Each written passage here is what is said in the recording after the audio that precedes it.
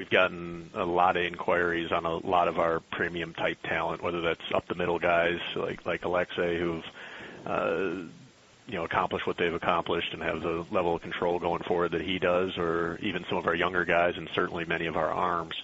And that's understandable. Everybody early in the off season is doing their due diligence and sort of trying to line up some options, and now we're getting to the phase where people start converting on things. Again, whether it's this weekend or next week or in the next few weeks, we're starting to sort of enter that zone where more things tend to happen. We are certainly open to short-term fix that makes us better in 2015. Ideally, it's acquisitions that fit the longer-term time horizon, and we have to take it on a case-by-case basis in terms of players that aren't necessarily going to be under control for the same 3, 4, 5-year window that we've been focused on for the last year and a half. A year ago at this time, with having just added basically Avi at the trade deadline and Abreu a few weeks prior to the meeting, we felt that we had two potential pillars that were going to be around for a while. At this time now, as we look back, and we've got Eaton, we obviously have Quintana signed for an extended period of time since then.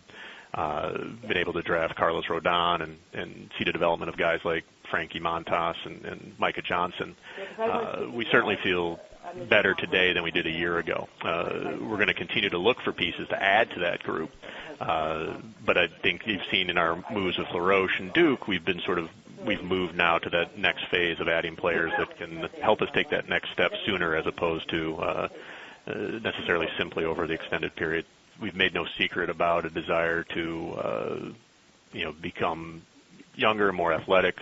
From a position player standpoint, obviously we have a fairly, if you include Rodon in the future, we have a fairly left-handed leaning rotation. And that we've made no secret about the fact that the bullpen needs to improve. Zach Duke's a nice step in that direction, but in our mind, we're not finished addressing 2015 improvements for the bullpen either. It seemed like, given the pace of activity throughout the game, that we are poised to have a fairly exciting week in terms of various moves around the league, and hopefully that extends to some of our moves lining up in that time frame as well.